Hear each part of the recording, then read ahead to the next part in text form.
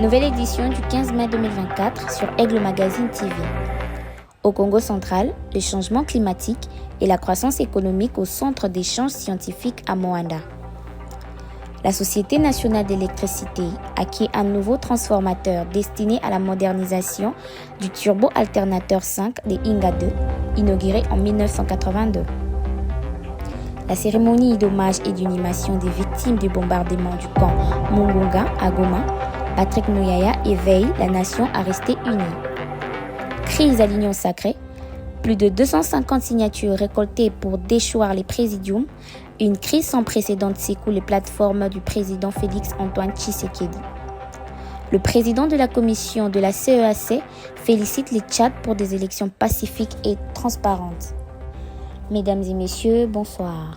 Commençons cette édition par la cité côtière de Moanda, dans la province du Congo central, qui a abrité le week-end dernier un panel scientifique sur les changements climatiques et la croissance économique.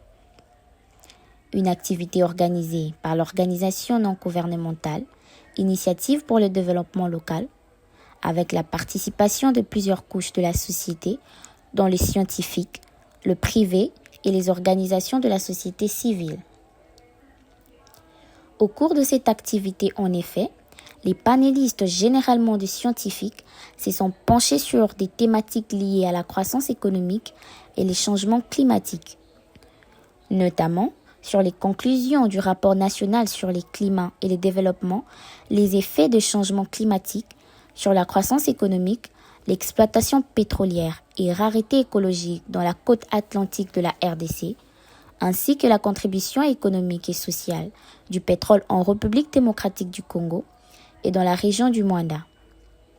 Séance tenante, les acteurs de la société civile ont partagé leur expérience sur le changement climatique et la croissance économique dans le contexte d'exploitation pétrolière, avec des thématiques spécifiques liées aux écosystèmes forestiers et les droits en lien avec l'exploration des hydrocarbures en RDC, la pauvreté, l'exploitation pétrolière et la rareté écologique dans le Congo-Océan, et enfin le lien entre environnement, changement climatique et moyens de subsistance de communautés locales de Moanda.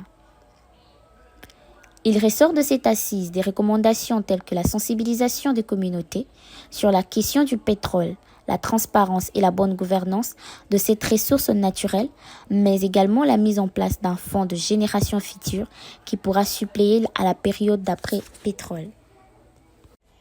Les turbines de la série B G25 à G28 du site IGA étaient fabriquées par la firme allemande Siemens. Ce sont les groupes qui ont fonctionné mieux que ceux de la série A, fabriqués par la firme belge Atelier des câbleries électriques de Charleroi, qui avait posé des problèmes de fonctionnement depuis les jours de leur inauguration. Cet engin est arrivé à Inga, dans la province du Congo central, le mardi 14 mai dernier, indiquent des sources proches de l'entreprise.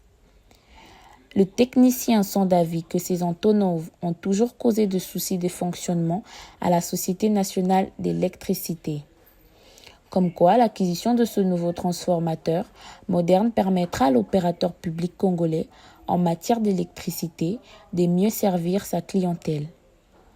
En RDC en général et Kinshasa en particulier connaissent un sérieux problème de pénurie d'électricité. Une cérémonie d'hommage et d'inhumation des victimes de bombardement du camp des déplacés de Mungunga a été prévue ce mercredi 15 mai, selon le nouvel ordre du gouverneur militaire du Nord Kivu, le général-major Peter Sirimwami.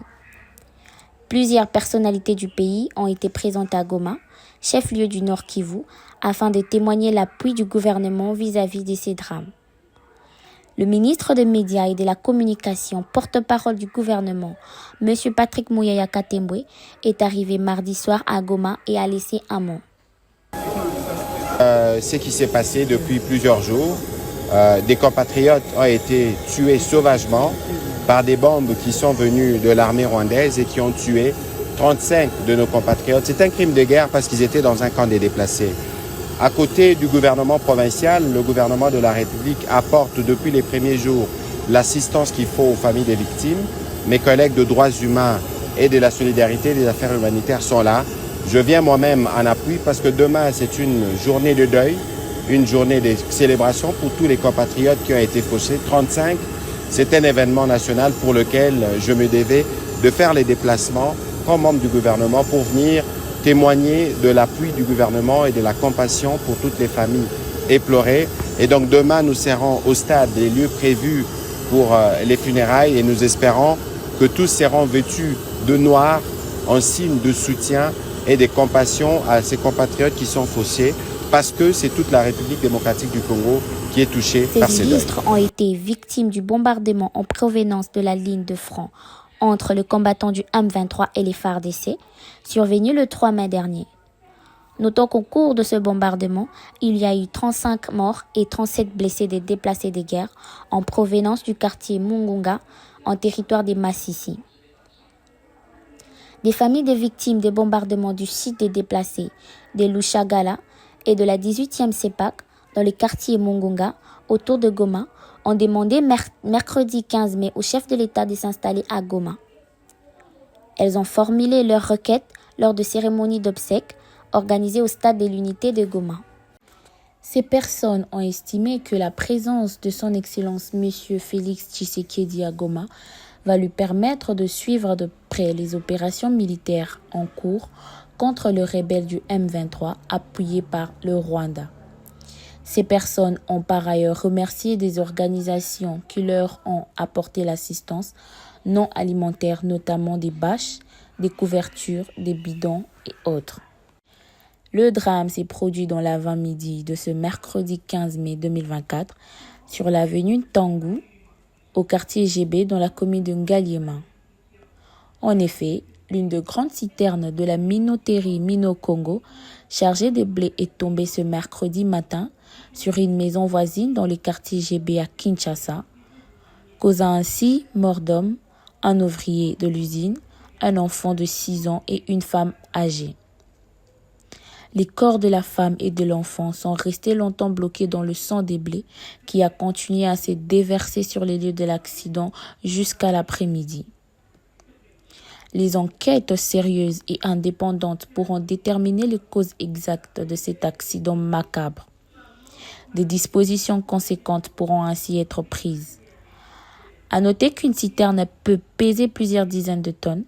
Un tel poids sur une maison d'habitation est une catastrophe, sauf intervention divine. Cet accident a de quoi susciter des interrogations d'une part sur l'opportunité d'une minoterie industrielle dans un quartier résidentiel et d'autre part si toutes les conditions de sécurité ont été garanties pour le voisinage.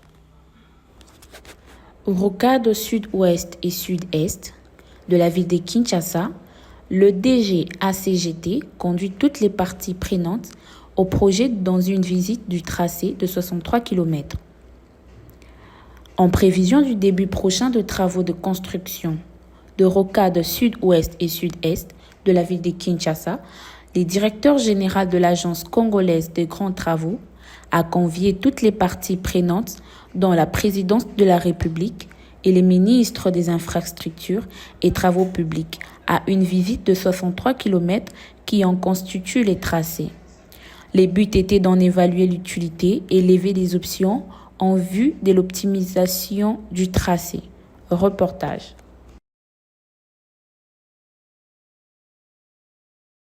La contrainte majeure qui pèse sur ce projet conçu pour cette route de 63 km qui fera une boucle autour de la capitale de la République démocratique du Congo, c'est l'occupation du tracé qui va exiger des expropriations conséquentes.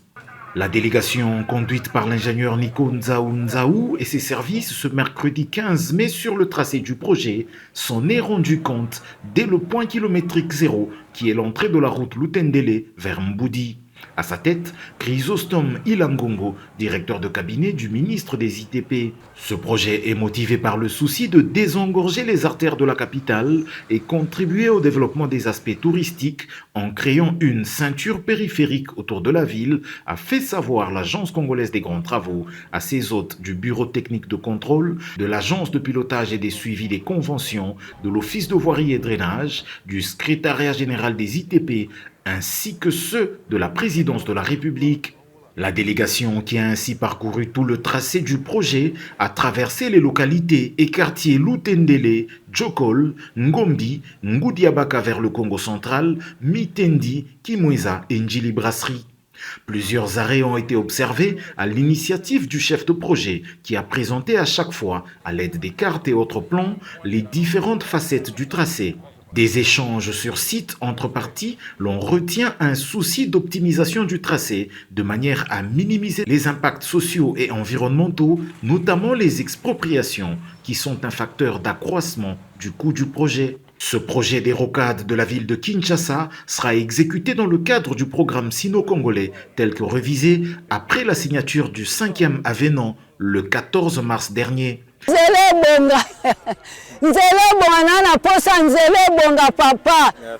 chef de l'État, en tout cas, merci. Courage.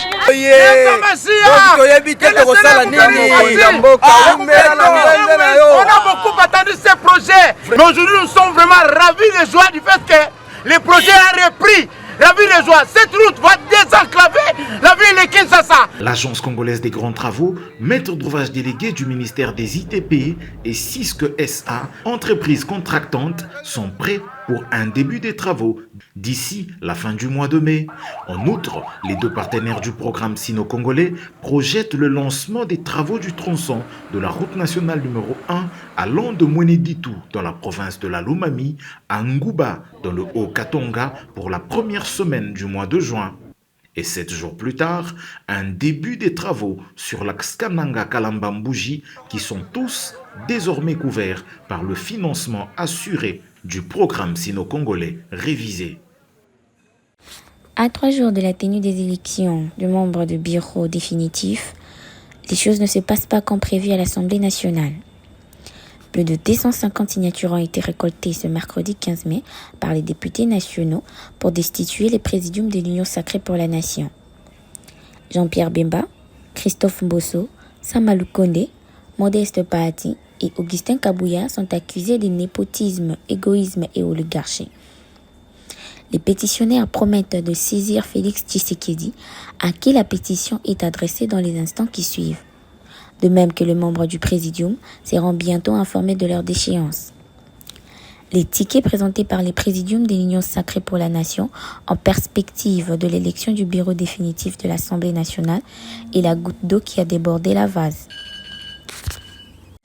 Les sociétaires de ce mouvement politique au pouvoir n'ont pas apprécié le choix opéré par le présidium, candidature qui tend à favoriser les familles biologiques en lieu. Des députés nationaux signent ce mercredi 15 mai une pétition pour exiger la suspension temporaire du président du bureau d'âge, Christophe Mbosso, pour conflit d'intérêts. Il est accusé d'avoir constitué illégalement la commission de traitement des candidatures sans passer par la plénière et plus de 146 signatures sont jusque-là récoltées. Les députés redoutent qu'il écarte certaines candidatures déposées en vue des élections du bureau définitif de l'Assemblée nationale. Les pétitionnaires ont décidé de saisir des conseils d'État pour obtenir l'annulation de tous les actes administratifs illégaux posés par le président du bureau d'âge et par sa commission jugée partisane. Les députés nationaux demandent aussi au chef de l'État, haute autorité de référence de l'Union sacrée pour la nation, d'intervenir pour remettre de l'ordre dans la famille politique et mettre un fin à la confusion créée par le présidium pour des intérêts égoïstes.